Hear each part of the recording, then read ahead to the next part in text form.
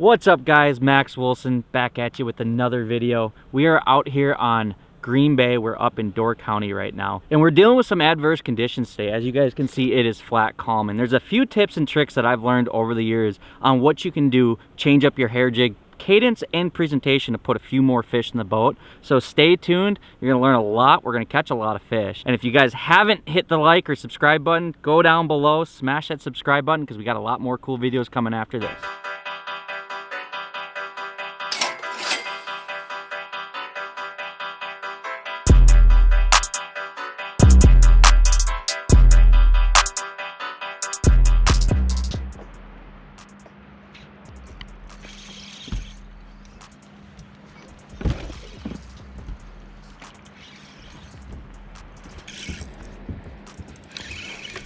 That one thunked it on the fall, and I was like, I think that's a fish. Yeah, sure, I can net it.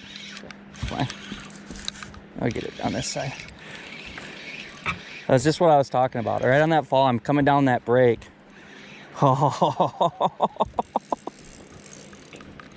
Giant. Look at it down there.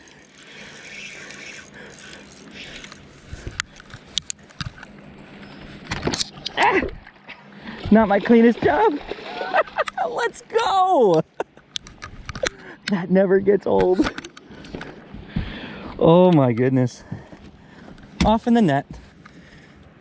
Beautiful Door County walleye. I don't even know what to say half the time when I catch these fish. They're so, for post spawners, they're just so thick and they're just so healthy. And the color on them is just unbelievable.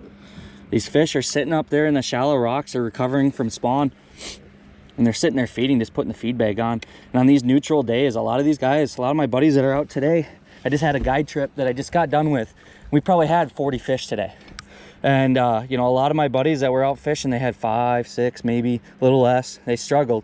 And I truly think the difference is when these fish go neutral on these neutral days, you just have to mute your presentation and slow things down. That hair just trickles in the water while it falls, and it just triggers these bites. I mean, this fish absolutely smoked it. Everyone I've caught today absolutely smokes it, but just an absolute beautiful fish. Doesn't get much better than that. She just dropped too. You can feel how hollow she is, but gotta give her a kiss. Hit her with a wave. Let's go. So when selecting a hair jig, there's a few different factors that I really like to pay attention to, and a lot of it has to do with the weather. A lot of times these fish go neutral when it goes flat calm. The upper part of Green Bay, where you get super clear water, fish can see you coming from a mile away, you kind of have to mute your cadence a little bit. So what I like to do when selecting my hair jigs is I like to choose between either a round ball head like this or a more flat-headed type of hair jig like this. And the big difference between these two is really just the action in the water. When you get a flat-headed hair jig, it gets more of a darting action. You know, it cuts that water really nicely and it darts kind of a little bit side to side. Your cadence is going to be a little more aggressive, but it seems to me that they like this on more of a, you know, you get more walleye type of conditions. You get wind, you get overcast, they're a little more aggressive. Whereas on flat calm days, these round ball jigs are really nice because especially up here, we're fishing steep break lines. It's not really shallow flats like you have in other parts of the bay. It's very steep slag rock. So what I'm doing is I'm just slowly swimming it down that break, and I'm just letting it kind of fall down that break, make contact with bottom. And these negative neutral walleyes are seeing this fall down in their face, and that long tail is just kind of kicking in that water, and it's just kind of slowly muted, falling down right in their face. And a lot of times it triggers a bite. You know, most of these bites on these hair jigs, on these round balls, I'm feeling every single one. They're smoking it. There's no need for a stinger hook or any extra hooks, trailer hooks or anything like that with these round balls. Whereas with these more darting action, you want to pair it with a stinger hook, you know, and you're not going to feel a lot of times because they're going to pin it. It's kind of similar to like a shiver minnow type of glide bait reaction, whereas this is more of a finesse presentation. So I pay really close attention to the conditions around when selecting the hair jig.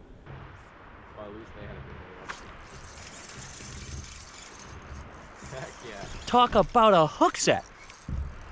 Just smoked it. Oh, Cody. Look at it, it's so pretty. That is the coolest thing in the world, is watching him just thrash down there. Okay. He's just a puppy. Come here, little guy. Come on, get in the net. In the net. In the boat. In the mouth.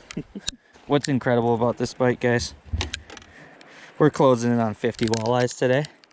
This is by far the smallest walleye that I caught today.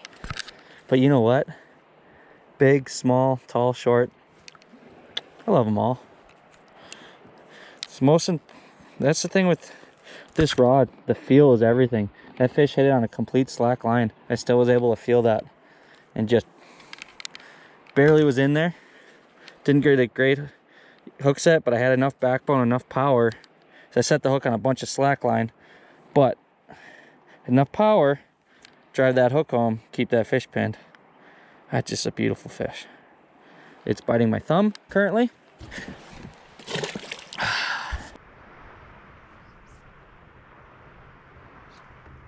There you go, Cody. Cody!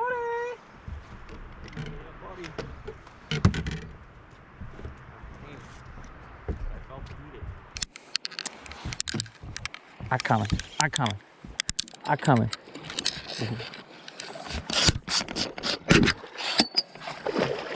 Get in the net. It's in the net. I caught a fish, buddy. It's in the net. They thump it. Right, like right before it hit bottom, he just Dunk. Yep. it up. I'm like, sweet. That's where that it's semi-slack control is what you have to do. Right. You don't want it tight because you want that natural fall. Yep. But you want it falling slack enough to get that subtle tail kick. Yeah. Look at that beautiful fish. Nice one. Not a tank, but felt good to feel that thump. Just that little bit of change of cadence too. Yeah. It does not take much. I asked you before because I'm like, I gotta be doing something a little different than you, and I just asked the question, and sure enough, sweet. It's a beautiful fish. All right, let's do that like 72 more times. Yeah. Oh yeah. I figured. What is that? Holy smokes. Tanker.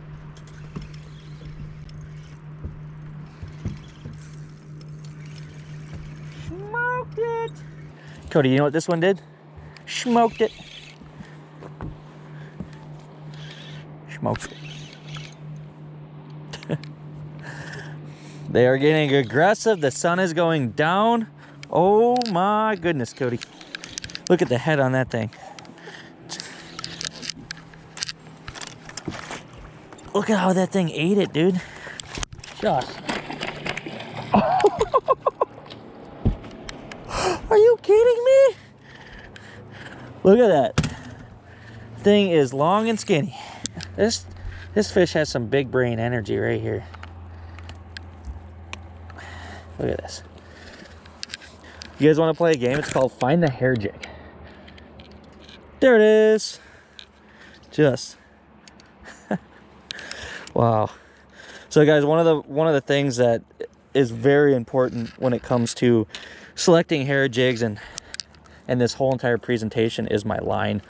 I really like a 15-pound braid, a little bit heavier braid, but braid's very important to me because I like to be able to feel.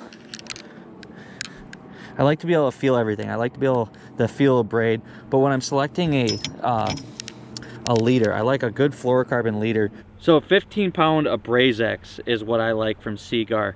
And the reason why I like a little bit heavier line, let's get this girl back.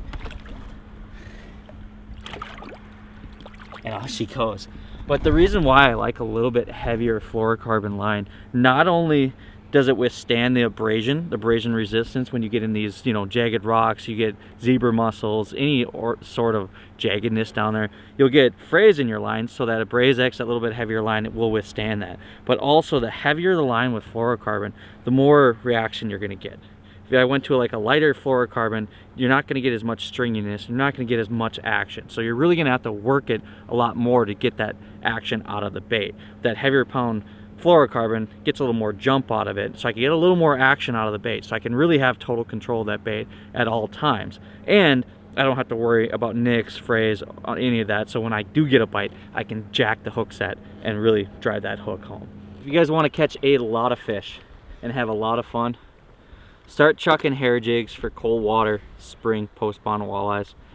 Mix it up, play with the different conditions, play with your fall rates, play with your different sizes. This is a 3/8 ounce jig. I like that 3/8 to ½ ounce depending on the depth of water, the fall rate that I want to get. If I want a little faster dart, a little faster fall rate, trigger some more fish, I'll go to a little bit heavier, that half, 3/4, 5/8. But if I'm trying to just swim it down breaks like I'm doing right now, that 3/8 is hard to beat. I mean, they're literally knocking the paint off of them today. But if you guys are looking to catch a lot of walleyes and have a lot of fun, break out those hair jigs. And if you guys want to continue to watch some big walleyes get caught, hit that like button, smash that subscribe button, share with grandma, share with mom, share with everybody. So we got a lot more great videos coming soon.